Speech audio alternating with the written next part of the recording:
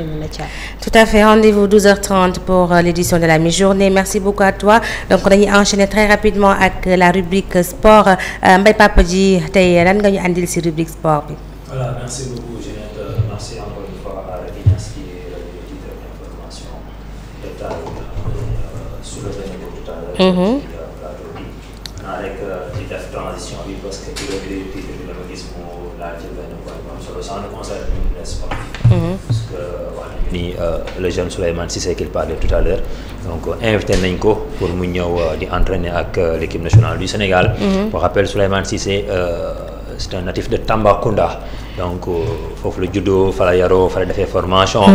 Mais malheureusement xam ngeen ni Tamba amul une équipe de première division donc après ci la dem poursuivre carrière am au niveau de Saint-Louis par le biais de Amara Traoré. Étant le capitaine de l'équipe des Samba Linguère donc daaw mi ngi fa woon nekkoon si je me trompe pas 4e meilleur buteur du championnat de Ligue 1 cette année donc mu def jël ses valises déposé ko au niveau du Jaraaf de Dakar le grand Jaraaf de Dakar recruté ko. Actuellement il est co-meilleur buteur du championnat professionnel de Ligue 1 avec 8 réalisations à une journée de la fin. Démb ku ne xam na ni ñi ngi doon jouer les huitièmes de finale les quarts de finale du moins de la Coupe du Sénégal. Pour la succession du Jaraaf de Dakar le Jaraaf qui jouait pour sa propre succession c'était contre le Casa Sport. Souleymane Cissé moo dugal 2 buts. Match bi 2-0 la jeexee encore démb dafa doublé. Je pense que train bi ñëw na ci heure am Aliou Cissé invité na ko pour mu ñëw entraîner ndoo ak des joueurs de classe mondiale. Je pense que day baax bu fekkee ni du ñu mën a am des joueurs yi nga xamante ni comme ci sélection bi ñi ngi wax ni amuñu chance di gis ay produits locaux yoo xam ne dañ leen di sélectionner que des expatriés des binationaux ñoom ñoo ci nekk donc occasion la aussi tamit pour yu mel nii ñu leen di encourager di leen wax ni tamit ñoom ci la ñu bokk encore une fois ñu koy féliciter bu baax moom Souleymane di ko ñaanal donc li des ci saison bi bu jeexee wala balaa saison bi jeex mu daw décrocher un contrat à l'étranger pour que mu mën a bokk déwén ci ñi nga xamante ne ñoom la ñu woo équipe nationale parce que équipe nationale tout le monde sait que quand tu n'es pas expatrié say chances de faire minimum pour ñu daal di lay convoquer sous l'air Aliou Cissé donc loolu c'est une longue histoire donc loolu laa bëggoon lancer ubbeeku par rapport ak revue des titres yi Racky andi. D'accord, très bien mi ngi noonu. mu nekk lu am solo en tout cas on lui souhaite bonne chance dañuy mbay xam nañ nekk jeudi suba 6 juin le match bi di am match Sénégal Congo ci stade Me Abdoulaye Wade à 19h donc ci loolu nag def nañu séance d'entraînement ouvert boo xamante ni amoon na annexe Diamniadio ba demoon nga fa utal ñu fa élément c'est comptant pour la 3e journée des éliminatoires de la Coupe du Monde 2026 donc Mbaye. léegi juste balaa ñoo ñëw ci élément boobu c'est vrai que sujet d'actualité la. boo fàttalikoo la dernière fois dañu defoon éphéméride du sport. donc andi woon ci ak drame bi xewoon en Italie. Bruxelles voilà donc tey donc moo tax toujours dañuy bëgg di andi loo xamante ne dañ koy proposer téléspectateurs yi loo xamante ne bon. voilà aujourd'hui tey ñu ngi ci 5 juin je pense que tey au lieu dañuy andi éphéméride mais dinañ andi benn plaidoyer sax la ñoo xam ne dañ koy lancer à l'endroit ci kilifa yi nga xamante ne ñoom ñoo nekk ci sport bi avant que ñuy dugg ci sujet d'actualité moom mooy Sénégal RDC bi ñuy xaar ëllëg ci maître Abdoulaye Wade ku ne xam na ni doyen le sport sénégalais ak manque de moyens c'est une histoire ancienne je pense que loolu ñëpp xam nañ ko histoire bu yàgg la boo xamante ne depuis des décennies sportifs ñi ngi jooy di wax nii donc sport naka lay doxee sans que moyens yi nga xamante ne ñoo ko war a accompagner mettre ñoo ko en place loolu je pense que fi ma ci mën a waxee rek mooy que ni sénégalais yi ñoom ñoo bëggul génn ci étape boobu. parce que depuis des années mu tee ñu fexe ba gis solution bi nga xamante ne donc moom moo ñu permettre ñu mën a dugg ci beneen palier par rapport ak loolu comme ñi ko yeneen réew yi nga xamante ni seen politique sportive dafa nekk lu clair ñu am ci vision teg ko ci ay bases yu leer.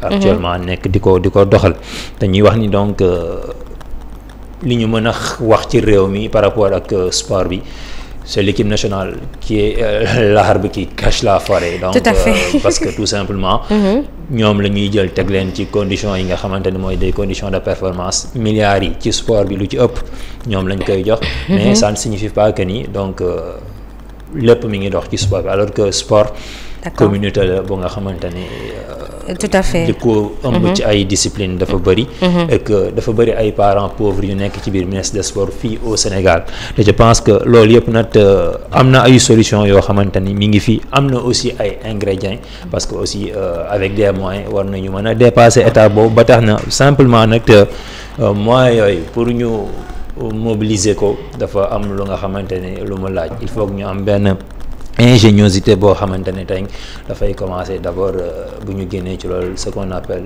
la réforme du sport d'abord il faut que ñu réformer ko donc pour mu gën a gaaw nag donc laaw fi ñu toll nii dañu nekk ci benn yoon di dem mënatuñu toog di delluwaat à zéro dañuy jéem a xool li ñu mën a adapté wu ñu jël ko ñu doxal ko pour le bon déroulement du sport. La réforme de Lamine Diack par exemple est là andi woon nañ ko fi il suffit juste ñu améliorer ko def benn dupliquer ko rek mën a génn ci étape bu ni mel mais nag j'ai comme l'impression que nit ñi nga xamante ne donc ñoom ñoo fi nekk moom mooy sunu dirigeants yi bëgguñu génn ci étape boobu parce que tout simplement tey da ngay gis ni il y a assez de sociétés entreprises yu nga xamante ne ñoom rek war nañu mën a exactement Mbaye am na solo sport bi ci guuta gi mu nekk mën sax guuta ci ndóol gi mu nekk parce que tamit quoi qu'on puisse dire loolu et puis loolu moo fi nekk tout à fait dëgg la parce que tey bu ñu jëlee tey li nga xamante ne moom mooy yenn équipe yu bari yi nga xam ne ñoom ñoo fi nekk déjà benn facteur la bu nga xam ne war nañ ko mën a wàññi suñu club civil yi au Sénégal dafa bëri et que au Sénégal il y a 48 départements 14 régions nga bëgg wax ni li fi nekk ci ay club kenn xamul nu mu toll aussi war nañ ko mën a wàññi daal di multiplier li nga xamante ni moom mooy les centres de formation parce que tout simplement waruñu wax ni pays yi gën a développé ci sport rek seen équipe yi dafa bari ñun war nañu mën def noonu ñun tollaguñu foofu c'est-à-dire bët du yenu mais xam na lu bopp atteint c'est-à-dire noonu la ko wolof di waxee tey da ngay gis tey au Sénégal ci club yi li ñuy bari da ngay gis ay sociétés yoo xam ne dañuy compétir ci championnat yi par exemple l'AS Douanes qui jouait récemment la Basket Africa League nekk actuellement champion du Sénégal l'AS Douanes warul compétir ça il faut le dire warul di compétir ci championnat Sénégal li ñu war a def mooy que ni ci corpo en principe foofu la ñu war a dem di fa évoluer muy le sport travailliste tey bu ñu jëlee exemple te port autonome de Dakar li nga xamante ni gis nga ni mu toll tey bu ma jëlee ñaar ñooñu rek ñu génnee leen ci compétition nationale yi ñoom jàpp naa ni ñoom rek ñaari ñooñu damay joxe exemple war nañu mën a d'accord couvrir li nga xamante ne moom mooy budget wu sport Sénégal. très bien am na solo Mbaye ci point boobu nga nekk mais nga baal ma rek ñu enchaîner très rapidement ak match bi ak entraînement bi parce que suñu invité bi ñëw na après ñu gën a développer. comme noonu la bon ñu def ñu tirer benn point foofu. peut-être dinañ amaat occasion. daal di koy kii parce que dañu bëggoon a lancer. c'est plus important que voilà dañu c'est plus important que le match. le match c'est pas important. loolu dinañ ci ñëw c'est pas dinañ mais sénégalais yaa ngi koy xaar tamit. waaw ak ñëppam entraînement ci wax yi Lyon ñu xam parce que aussi ñu ngi dégg Sadio Mané dafa forfait et tout ça donc mu élucider mais il est blessé c'est normal il n'était pas au mondial waaw. amul problème léegi l'essentiel. xam nga nous nos joueurs là ils sont vieillissants pour revenir dans le match là. Ce qu'on appelle la charnière centrale là. Oui. Idrissa Gana Gueye, Kalidou Koulibaly et autres. Ils ont plus de 30 ans. D'accord. Et à cet âge-là, il y a que les gardiens qui sont de plus en plus performants. Ouais. Tous les autres ils déclinent. À partir de 30 ans, le joueur de champ et dafay commencer wàcc. Bien sûr. Bien C'est sûr. la courbe descendante. Exactement. Heureusement qu'il y a de la fraîcheur. Il y a des jeunes qui frappent à la porte. Ah. Il faut leur faire confiance. À défaut d'avoir pu les choisir, les circonstances les ont imposés. Tout à fait. Je pense que blessé nag ci ñoom ci moment yi ñu toll wala nga def banquette. boo moytul dootoo dellu ci équipe nationale. d'accord loolu dinañ ci ñëwaat. dinañ ci ñëwaat peut-être ci yeneen rubrique yu gën ko yaatal. Exactement. pour que mën a xam actuellement problème manque de moyens bi ak le sport sénégalais. Surtout lan moo tax mu am blocage ba nga nii mënuñu dépasser. Surtout ok ñu ngi plongé rapidement comme ni ko Exactement. waxee ci match bi nga xamante ne moo ñu xaar Ginette. très bien demoon nga ñu jël entraînement bi. waaw on était à Diamniadio donc pour xool l'état d'esprit l'engouement la préparation de l'équipe du Sénégal donc moom ngeen di gis noonu avec la complicité de la régie rek donc dañuy dem ñu xool taxaw seetlu bi nga xamante ne def nañ ko ci match Sénégal bi ñu dëgmal war a am ëllëg juróom benn fan ci weeru juin ñu ànd ak Moussa ñu sa déglu élément bi dellu mu nekk ab gàllankoor ci sunu gaynde yi ndaxte Sadio Mané déclaré na forfait maanaam du mën a bokk ci ñaari jongante yi leen di xaar seen digganteeg RD Congo alxamis ak Mauritanie ci dibeer bi ñu jëm. meilleur buteur gaynde yi ab gaañu la amee ci oomu ndeyjoor bi ko taxoon na bañ a dem ci coupe du monde 2022 bi weesu ca Qatar. C'est vrai que Sadio est irremplaçable. Mais ce sera le moment aussi de, je pense, pour certains joueurs. Sadio nekk na joueur boo xam ne kenn mënu ko remplacer. waaye am nañu groupe bu am qualité. Voilà, ça sert à rien de dénommer tous les joueurs, mais on est bien à ce niveau-là. Et Sadio est irremplaçable, certes, mais il y a de la qualité. Et aujourd'hui, on se doit même pour Sadio ñëwul sax xam na yeneen joueurs yoo xam ne war nañ mën a def différence. de remporter les matchs et de montrer que le Sénégal, c'est avant tout un collectif et pas des individualités. yeneen absence yu ñu nemmeeku mooy bu Arona Sangaté nga xamante ne dafa amee métit ci mola yi nekk jamono ji ci loxoy waaye docteur yi. Lamine Camara ba jamono ji teewagul ci équipe bi ndax ab jongante bu mu amoon bu yàggul dara ca clubam di FC Metz. war a yegsi niki tey ci talaate ji. fukki gaynde ak juróom-ñett ak ñetti góol yi ñoo entraîné démb ca terrain annexe bu stade Maître Abdoulaye Wade.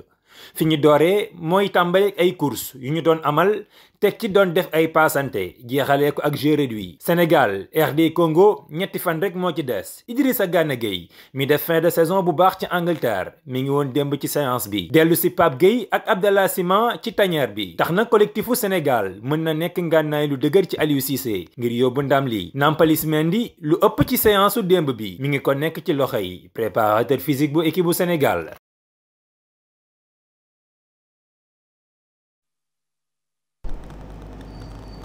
voilà donc mu nekkoon ci dernière ligne droite bi sprint final bi pour waajal République démocratique du Congo ëllëg lay doon comme ni ñu leen ko waxee tout à l'heure foofee ci stade de Maître Abdoulaye Wade bu Diamniadio à partir de 19h. 19h. Crépin waaw il est sur suspension la nekk fàtte ne yat bi dafa daloon ci kaw. c'est ces absences là qu'il faut regretter. Ces garçons-là très travailleurs, très utiles. Ah oui. Donc la suspension n'est pas encore levée. La suspension n'est pas encore levée. pourtant li mu wax yëpp nit ñi yëpp xalaat nañ ko xëy na wax bi moo ëpp nag waaye. je pense que benn jàll na bu bii jàllee donc beneen moo ciy toppaat mais bon ça on peut perturber les plans de Aliou Cissé. forcément dina am impact bu ci def match suba bi voilà parce que comme ñu la waxee nii. vraiment très présent chaque fois. voilà génne na une liste de 26 joueurs bu nga xamante ne amul arrière gauche de métier. cela prouve que ni donc am na beneen chantier bu koy xaar ci sur le plan défensif. mais quand même bu ñu ñëwee ci enjeu wu match bi rek pour rappel Sénégal actuellement moom moo nekk ci la tête du groupe B am 4 points. Suivi de Soudan moo ñëw ci deuxième position bi RD Congo bi ñuy jéewal. donc moo ñëw ci troisième position bi avec 3 points ce qui veut dire que en cas de contre-performance ñaanuñu ko yàlla pour Sénégal donc RDC daf ñuy devancer donc bu fekkee ni victoire la ci génne donc lu ñu wax ni match décisif la mais quand même match important. parce que seulement dañ ko war a gagner à domicile. pour consolider suñu place de leader ci groupe bi pour que ñu mën a voyager tranquillement à Nouakchott dimanche le 9 war ci jàkkaarloog Mauritanie donc loolu mooy enjeu yi Mauritanie bi nga xam te ne aussi tamit dafa am match capital bu muy joué laata bu muy dalal Sénégal moom aussi mi nekk ci 5e place bi donc loolu mooy li nga xamante ni donc moom mooy enjeu match bi tey bu ñu ñëwee par exemple ci l'équipe congolaise nekk na une très belle équipe sànq yaa ngi koy wax puisque wax nañu ni ci Coupe d'Afrique bi ñu génn ñoom ñoo ñu raw bien vrai que Sénégal est devenu maintenant une institution de football mais CAN bi ñu génn RD Congo dem na ba demi-finale ñun quart de finale huitième de finale la ñu toogee éliminé par l'hôte ivoirien bi nga xamante ne moo éliminé miraculeusement le Sénégal donc ce qui veut dire que équipe la bu nga xamante ne dafay ñëw à Dakar avec une capitale confiance je pense que le manager sélectionneur Sébastien Desabre liste bu mu génnee donc il s'inscrit dans la continuité ce qui veut dire que dafay def confiance groupe bi nga xamante ne moom moo defoon participation bu baax bi en Côte d'Ivoire parce que quand on te dit que derrière il y aura forcément le capitaine talentueux Chancel Mbemba très redoutable défenseur moom moo fa nekk ñu wax la ni il y a des joueurs comme Batou Bensika dafay ñëw Samuel Moutoussamy il sera là Inonga il sera là l'excellent Gaël Kakuta très en forme il sera là à l'exception de Cédric Bakambo bi nga xamante ne donc c'est l'attaquant vedette qui est absent pour cause de blessure mais quand même il y a Yohan Wissa qui sera présent donc l'attaquant bi nga xamante ne def na CAN bu baax avec 2 réalisations également ñu wax la ni ci ligne d'attaque bi il y a le joueur Simon Benza auteur de 23 buts cette saison sous les couleurs de Braga ca Portugal. Donc pour wax la ne rek il y a de la matière au niveau de cette équipe congolaise. laaj naa ko en conférence de presse keroog man en personne le défenseur Abdoulaye Niakhaté bi fa gars yi nekkee di nabal ma wax ko li ci nekk ne ko am ngeen adversaire bu dul yàqale fenn. lii mën ko talent yi nga xamante ne ñoom ñoo nekk ci ligne d'attaque gu Congo bi moom bi mu ko waxee am na lu mu ci wax je pense que seetaan nañ ko ci benn reportage bi def donc li ñu koy déggee mooy match la bu nga xamante ni mënul yomb ci Sénégalais yi non seulement Congo ak Sénégal ñoom dañuy jàppee seen i doom bàjjan parce que Sénégal gagné leen kooku ñoom mënuñu ko imaginer des hostilités commencé nañ ko di ko sànni à travers les réseaux sociaux kon match bi ñoom ñun lu ñu jaral ñoom jaral na leen fukk te di wax ñi nag bon mais Sénégal a été toujours au-dessus de la RDC ci confrontation yi pour rappel historiquement 7 confrontations lañ def Sénégal am ci 4 victoires la dernière remonte en 2011 c'était sur la route des éliminatoires de la CAN 2012 ñu dóor leen 2-0 c'était à Dakar avec un doublé de Moussa Sow ñoom bi ñuy mujjee gagné c'était en 1968 yàgg na très bien boobu ba léegi gagné wuñu Mbappé la paix voilà vivement que ce soit réédité pour conserver le mythe du temple de Maître Abdoulaye Wade. Exactement. Surtout ça. Il faut savoir dire qu'on ne perd jamais. Surtout ça. Quand on joue à Abdoulaye Wade. Exactement. Un véritable chaudron la war voilà am na solo ñu accueillir suñu invité bi monsieur Alioune Ndiaye bonjour. Bonjour. Bienvenue en tout cas plaisir la ñu am ci dalal la ci suñu plateau Teranga Subatel donc vous êtes le président de la cellule des anciens policiers en retraite à la retraite c'est ça? Oui, c'est précisément l'Union nationale des retraités. L'Union nationale, d'accord. L'Union nationale des retraités donc de la police. Très bien, en tout cas le plaisir est pour nous de vous avoir aujourd'hui sur ce plateau. Par rapport ak match Lions yi vous avez une idée, votre impression par rapport à Kaliphine Mbaye wax? C'est vraiment pertinent. C'est des analyses extraordinaires. Ouais. Donc li mu ci wax mënuñu ci teg dara. Il a vu juste en fait Sénégal bu ñu jëlee match bi à la légère. mën nañ ko ñàkk. surtout mais nag il faut pas oublier que c'est des compétiteurs. Donc on a un bon entraîneur. Un bon groupe. Et que li doyen bi wax léegi c'est important. Les anciens ñi ñuy wax les anciens véritablement. S'ils s'absentent trop longtemps, ils risquent de perdre leur place. Ouais. Parce que quand on prend la trentaine, am na situation yoo xam ne boo ci duggee dootoo génnaat. Et c'est le salut pour le Sénégal. Parce que il y a de la matière xale yaa ngi fi mën nañu football il faut que tamit mag ñi di céder un peu parce que à la trentaine quand même on commence à s'aménager. On ne joue plus ni ko bëggoon a footballer dootoo ko footballer. Parce que yaa ngi ménager sa bopp. Surtout phase yi ñu toll nga xam ne tu joues 2 matchs pratiquement en 72 heures. Bon quand tu es ancien am na noo xam ne doo ci dem carrément. Alors que xale yi ils ont besoin de prouver. Il faut quand même qu'on leur donne leur chance. Tout à fait il faut donc qu'on leur donne leur chance voilà muy noonu Paquito pour match bi suba. waaw. maa ngi waxee rek doole xale je pense que loolu bokk na ci lu am solo te Mbaye aussi li nga xamante moom la joxe suggestion il faut savoir dire les choses en face. boo jàkkaarloo nit ki nga wax ko. te aussi il a su assumer moom tam ci ay questions yi nga xamante ne posé na ko mooy joueurs yi nga xam ñoom la fekk xamal leen ni ñi ngeen di dajal du ñu ndaw. te itam fi ngeen teg football match bi ñoom teg nañ ko fu ko raw kon nag na leen jaral lu nekk loolu c'est important ñu koy wax nit ñi pour ñu koy comprendre. et sur ça maa ngi la ciy féliciter. c'est ce qu'on a fait la dernière fois avec Moussa Niakhaté. voilà moo tax tontu na ci. moom sax moo confirmé je parle sous contrôle de Moussa Sall il était là-bas. Sobel donc wax nañu ni carrément moom xam na qualité wu joueur congolais yi. ci mel ni Simon Benza Yohan Wissa xam ne dañuy daje dans les championnats à l'étranger. donc seen talent fu ñu ko natt weesu ba tax na ñoom lépp lu ñu mën a def surtout moom nekk. La voix autorisée nga xamante ni actuellement il commence à devenir à être le patron de la défense sénégalaise. parce que très régulier nekk xale ñu boole ko ak un joueur expérimenté ñu gérer charnière centrale bi composé charnière centrale bi. plutôt muy Kalidou Koulibaly je pense que moom am na ay attentes par rapport ak les attaquants congolaises pour que le jour J mu mën nekk au top empêcher leen ñu gis suñu dernier rempart muy Edouard Mendy. surtout mu nekk lu am solo puisque ñoom ñu ngi xaar vraiment lu nekk ci match bi comme ni nga ko waxee donc du yomb mais ñoom am nañu confiance ci suñu ay Lions et aussi Mbaye dégg nañu ne que Sadio Mané il sera pas de la partie. waaw il ne sera pas de la partie il est out puisque ñëpp xam nañ ni dafa gaañu wax naa ko tout à l'heure ci reportage bi. ci genou droit bi.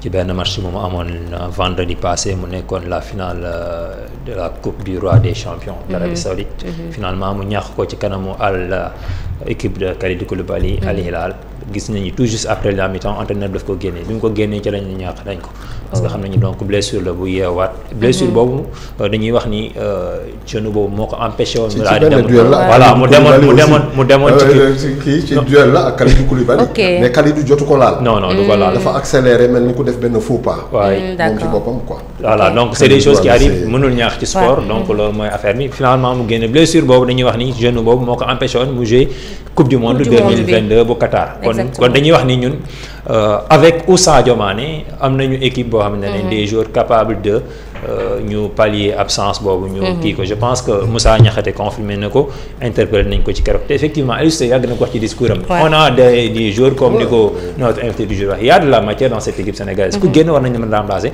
mais nag quand même il faut oser le dire Sadio Mané est devenu maintenant une légende vivante ça il faut une légende à 35 ans qui joue en Arabie Saoudite un championnat pas des plus pointus il faut savoir li une circonstance indi nga nangu ko il peut être énorme il peut être très présent psychologiquement mais quand même mais au-delà du point de vue purement sportif encore une fois à cet âge-là ça décline et ensuite championnat bi ñuy football du championnat d'Angleterre voilà c'est du championnat d'Espagne il est parti là-bas ñun ñëpp xam nañu raison yi parce que tout simplement Sadio amatul dara lu mu doon prouver en Europe quasiment il a tout remporté nekkoon deuxième jour au plan mondial ci Ballon d'Or en 2019 gagné Coupe d'Afrique gagné Ligue des Champions gagné fu ne foo jaar gagné maintenant nag comme mi ngi jëm mag yaa ko wax il va falloir ku ne xam ne sport dafa am lu mu laaj dem Arabie Saoudite profité ci milliards yi. comme ni ko Cristiano Ronaldo après biir bi yokku mais tamit yàqu ci dara après biir bi jóg. waaw mais nag n'oublions pas que yëpp daf lay éloigner ci performance ci haut niveau. mais nag dama lay rappeler benn affaire. plein les poches. mais après tu deviens lourdeau quoi. voilà mais nag dama lay rappeler benn affaire dama lay rappeler benn affaire Sadio c'est 50% de la ligne d'attaque. de l'équipe. Je ne suis pas d'accord. Enquête waaw am nga man nag boobu peut-être. Je ne suis pas d'accord. parce que jusque là actuellement battre na record yi fi desoon yëpp. battre na record Henri Camara ci meilleur artificier meilleur buteur de l'histoire de l'équipe nationale. c'est le palmarès, c'est pas l'avenir. romb na Henri Camara nekk na meilleur passeur de l'équipe nationale du Sénégal de l'histoire. Je ne lui dirai pas le cap des 100 sélections.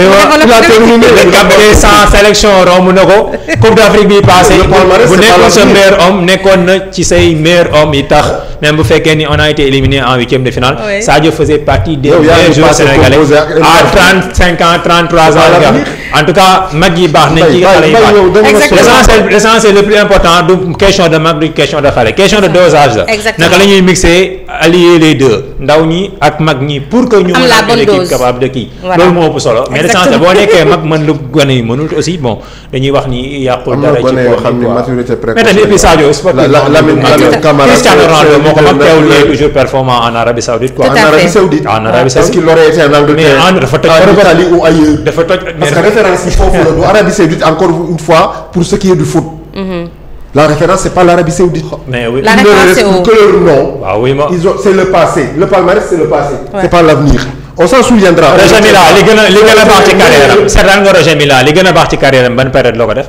ba muy jëm mag d'accord nañu d'accord exceptionnellement tu parles de Roger Mila et de Ibrahimovic tu parles de Roger Mila et de Ibrahimovic ñan ñoo am talent boobu dans la durée amul sport la ñuy wax je suis un sport. Roger Mendy bi muy gën a costaud di ci gën a nekk di nekk le ministre de la défense boobu bi muy gën a gagné maturité loolu bi muy doog a intégré équipe nationale. Roger a terminé quoi Roger Mendy. yow da nga seetaan Roger. non man dañ la ko nettali mais moo tax ma lay lay man dama ko fekkee. non moo tax ma lay lay mais waaw benn ngay indi ci 20 ans. ok. le palmarès n'inscrit pas dans l'avenir c'est pas des perspectives le palmarès c'est le passé. mais loolu on reconnaît. très bien ñi ngeen tuddee mag ak ñi ak performance c'est deux choses yi nga xamante ne pour man affaire bi côté. Roger Mila c'est le seul joueur à avoir marqué un but en Coupe du Monde à 40 ans dootul amaat. à 40 ans yaa ko wax de. à 40 ans dootul amaat. je dis à 40 ans góor moo fi des ba 40 ans Dino Zoff et autres di performants. Cristiano Ronaldo il a 38 ans. Cristiano Ronaldo il a 38 ans. ah dese na ko benn coupe du monde. il est en Arabie Saoudite. il est en Arabie Saoudite. la coupe du monde c'est en 2026. il ne marquera pas à 40 ans. il aura 40 ans buy dem buy dem. waaw très bien. il va y être pour traîner les pieds. très bien très bien moo fi dugal plus de 40 ans. ñeneen ñi si des góor la ñuy mën a nekk Dino Zoff wala ñeneen. très bien merci boobu juddoo góor. merci beaucoup doyen. yoo xam ne dañ ko nettali man may témoin. Mbaye yëngal nga doyen de. non à part Beckenbauer ban joueur moo football Allemagne 74. merci beaucoup doyen. on poursuit très rapidement Mbaye. oui merci beaucoup doyen Mbaye on poursuit très rapidement gis nañu histoire des primes des joueurs donc ces matchs yi actuellement le nouveau régime gis nañu ne fédération génn na joxe ay précisions lan nga ñu mën a wax ci loolu. voilà pour wax nga ko léegi fédération génn na andi na ay précisions ak ay éclaircissements. ci coow li nga xamante ni dama ne sax coow. ci ay futilité laa koy tuddee yi fi génnoon ci semaine bi ñu génn. am na benn organe de presse bu génn bind ni. régime bu bees bi. wax nañu ni fédération désormais dootuñu gérer histoire prime équipe nationale A. fédération à travers benn communiqué ci site officiel bu club bi bu équipe bi bu fédération bi démentir na ko. nee na loolu. benn groupe de personnes mal intentionnées ñoom ñoo génn wax ko yàq lañ ci jublu. loolu dara amu ci et puis logiquement. ñi nga xamante ne dañuy topp sport di ko suivre di topp équipe nationale xam nañ ni fu ñu toll actuellement suñu réew. tollaguñu foofu fu fédération en personne di gérer li nga xamante ni moom mooy équipe nationale A je parle bien de l' équipe nationale A waxuma A prime waxuma local waxuma U20 mais équipe nationale senior A kooku c' est l' état le ministre des sports ñoom ñoo koy gérer ñoom ñoo am doole pour dékku leen ci wàllu hébergement. restauration transport logistique prime de match loolu nag wax nañu ni.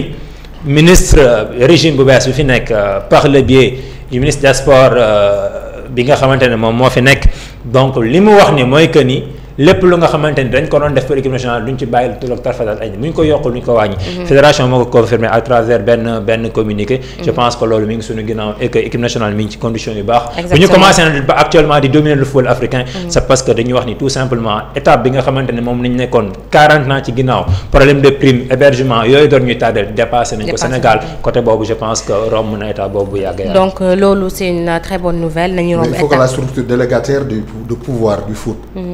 de pouvoir du foot s'émancipe justement de la tutelle de l'État. bu état bi waxee ñu ne seen yoon nekku ci. ci football bi état du ci dugg parce qu'il y a une fédération. cette fédération n'a qu'à apprendre à se prendre en charge. mais prendre en charge. les charges qui lui sont mais tollaguñ foofu nag. non xaalis bi dañ ko séddoo bu ñu jógee mondial xam nga lan la xaalis bi dañ koy séddoo. ah ça loolu beneen affaire l'argent du foot n'a qu'à rester au foot. et ils pourront le faire. waaw oui ils se sont partagé l'argent avec les gens qui ne se sont pas déplacés. gis nga li ngay wax nii. c'est-à-dire li ngay wax nii li muy wax nii. nañu dellu si fii du débat bi. li ngay wax nii loolu dama ko wax du léegi. man ci laa nekk. c'est-à-dire du ma dàq li nga wax. du ma dàq li mu wax. c'est-à-dire loolu wax nañu mais ñun c'est-à-dire ci li ñu mën a wax rek. mooy li nga xamante ne mooy ci forme bi ci loolu la ñu mën a limité pour wax ni. depuis des années c' est l' état c' est le ministre des sports qui gère l'équipe nationale A. pour l'instant donc ministre des sports nee na match bi pare nga invité ñu ñëw ñu toog fii jàkkaarloo. très bien monsieur Ndiaye par rapport ak fédération par rapport à la fédération et l' état du Sénégal. mais pour éviter ce qui s'est passé au Cameroun. L'État ne peut pas investir son argent et ne pas avoir son mot à dire. Bon, c'est ce qui fait que généralement, il y a ces inclusions dans les affaires du football. Donc, Sénégal, État bi comme day joxe xaalisam moom tam dafay wax ne war naa ci war a mun a dugal sama kaddu. exactement waaw donc loolu aussi tamit effectivement fédération ils sont autonomes. boo bëggee dugg ci seen biir ñu ne la non c'est une fédération ça peut même aller jusqu'à bloquer le football. parce que FIFA en fait association fédération yi la reconnaîtrewul état yi donc loolu aussi tamit bon progressivement ñuy dem da war nañu dem ba fédération autonome. xaalis bi dugg ci fédération bi. dugg ci fédération bi mais aussi tamit l'État doit avoir son œil pour vérifier parce que tamit loolu moo tax ñu leen di fal. surtout mais bon léegi état bi man fi ma koy interpeller c'est d'appuyer les écoles de football. les associations dëkk yi pratiquement ñu fexe ba le sport à la base. mais fexe ba capitale régionale bu nekk am au moins une équipe compétitive dem ci division bi gën a mag. waaw tantôt wax nga ko on n'a pas besoin d'avoir énormément d'équipes yoo xam ne da ngay football ak moom xam ne da nga koy gagner. concentré entre les waaw régions mais de Dakar waaw ñu concentré entre Dakar et donc et puis quand tu vas à Dakar da ngay dugg benn koñ boo xamante ne ñetti koñ ñeenti koñ tu trouves là-bas 4 clubs ci espace boobu nee na war nañu mën def benn club fort. surtout entre disons sax Dakar et Mbour. surtout ça peut même par ricochet aller jusqu'au nawetaan. waaw parce que loolu effectivement équipe yu bari yooyu moo tax léegi pratiquement nawetaan amatul valeur. tu viens dans un quartier tu trouves énormément d'équipes yoo xam ne xëy na peut-être ñooñu suñu boole woon seen doole. xëy na dinañu am une équipe forte. waaw donc yooyu yëpp nag politique la daal boo xam ne war nañ ci mën a quand même interpeller les grands ensembles. Très bien donc mu nekk lu am solo intervention monsieur Aliou Ndiaye donc il est 9h passé de 29 minutes si vous nous prenez en cours ñoo ngi ci Teranga Subatel donc c'était la rubrique sport ak Mbaye Papa Dji toujours égal à lui-même un expert donc en la matière xam li muy def vraiment plaisir ouais doyen nag nangul ko nag yow tamit Mbaye expert la. en tout cas dugg bi neexoon na dëgg mu cerner affaire bi mais bi ñu muy défendre fédération ak yooyu moi je n'ai jamais défendu la fédération. loolu ñi ma xam ñëpp xam nañu loolu. donc mu ngi noonu en tout cas yéen ñi topp ci les plateformes ñu ngi di remercier bu baax a baax. et puis moom muy sànni xeet fédération te say goro nekk fa say kii affaire yooyu noonu. on parle de foot nga doon wax say goro. Mbaye nag yow ce sont tous mes amis. Mbaye tamit yow neexoo jàppale de maa ngi lay dimbale si doyen nga koy tooñal encore en tout cas merci beaucoup à vous Rose Manel depuis Ziguinchor merci beaucoup donc